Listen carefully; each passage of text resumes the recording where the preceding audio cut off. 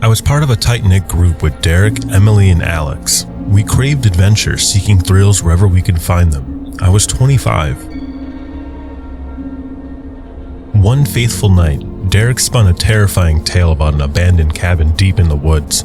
He claimed this place was cursed, a breeding ground for unspeakable horrors. Despite our skepticism, curiosity drove us to explore. With flashlights in hand and a mixture of excitement and trepidation, we entered the woods.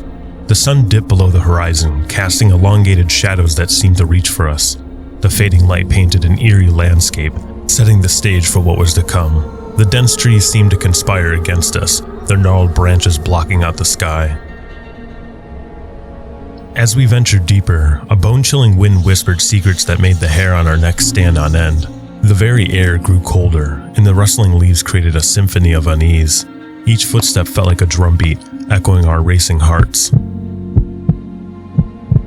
After what felt like an eternity, we stumbled upon the cabin, a decrepit structure that oozed malevolence. Its weathered wood groaned under the weight of forgotten sins. The window stared back at us like hollow eyes, filled with malevolent knowledge.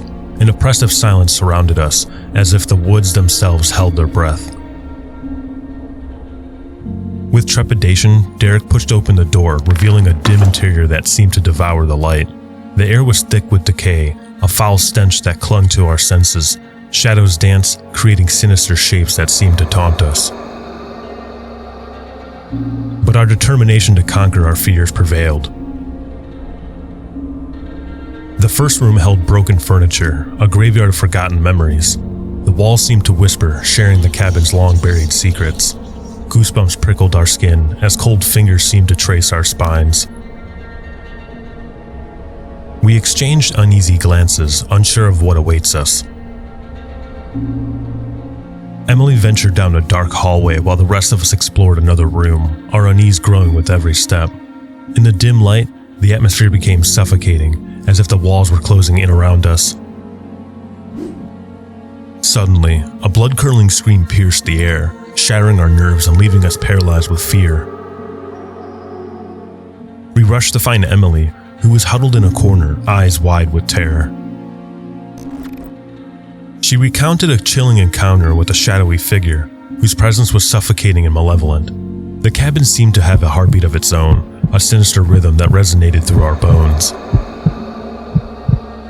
As we scrambled to escape, the air grew heavier, as though the very atmosphere was tainted by the cabin's malevolence. Whispers brushed against our ears, promising unimaginable horrors that awaited us. In the dim light, shapes contorted and writhed, distorting into grotesque forms that seemed to mock us. Finally breaking free from the cabin's clutches, we stumbled into the moonlit night, our breaths raged and our hearts racing. The moon hung low, casting eerie shadows that danced on the edge of our vision. The woods felt alive, like a malevolent entity that watched and waited for its next victim. As we retreated, an unshakable feeling of being pursued gnawed at us, like unseen eyes drilling into our backs. The forest seemed to close in, its dark secrets pressing on all sides.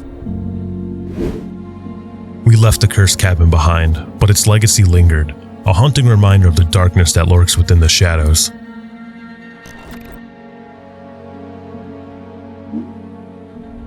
Growing up in a remote village nestled in the heart of the Romanian mountains, my friend Alex and I were accustomed to the chilling stories that circulated among the villagers. Our curiosity about the old abandoned mansion on the outskirts of the village led us down a path of terror that we could never have imagined.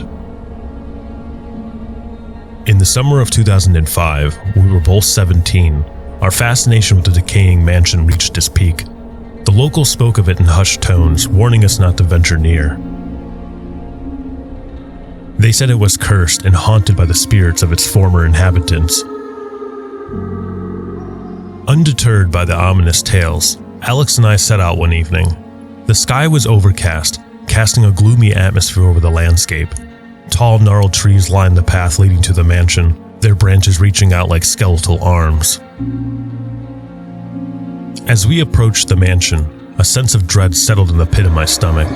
The building was an imposing sight, with its windows shattered and the roof sagging under the weight of time. A broken wrought iron gate stood before us, beckoning us to cross it into the realm of the unknown.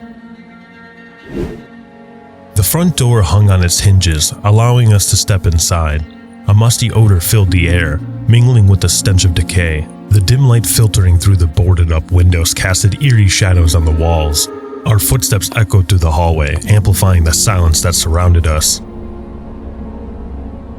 We explored the mansion cautiously, our flashlights revealing a glimpse of the life that once thrived within its walls. Dust-covered furniture lay untouched for decades, and the faded wallpaper bore traces of past grandeur. Yet an inexplicable chill hung in the air, and the unshakable feeling of being watched clung to us like a second skin. Venturing further, we entered a room adorned with a large ornate mirror. A reflection stared back at us, but as we moved away, the mirror seemed to ripple with movement, as if an unseen presence was mocking our curiosity. Goosebumps prickled on my skin, and I exchanged a nervous glance with Alex. Descending into the basement, we uncovered a hidden trapdoor beneath a worn-out carpet. Its discovery sent shivers down our spines, but our curiosity pushed us to descend further into the depths. The air grew colder and the sound of dripping water echoed eerily. In the dim light of our flashlights, we made out the faint outlines of shackles on the walls and crude wooden table in the center. Our hearts raced as we pieced together the horrifying truth. The mansion had once been a place of unspeakable horrors, and a chamber of torture and suffering. Suddenly, a loud creak echoed from above, freezing us in our tracks.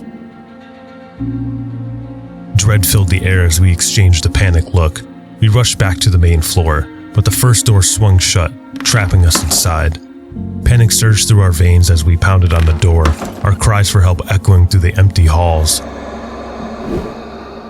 Just as all hope seemed lost, a faint whisper brushed against our ears, carrying a sinister promise of something malevolent lurking within the mansion's depths. Our flashlights flickered, casting grotesque shadows that danced along the walls. As the mansion seemed to close in around us, we were left with an unsettling realization. We were not alone. The spirits of the mansion's tormented past had awakened, and our curiosity had become our doom. In the suffocating darkness, the chilling laughter of unseen entities echoed, and our screams joined the symphony of terror that haunted the mansion for decades.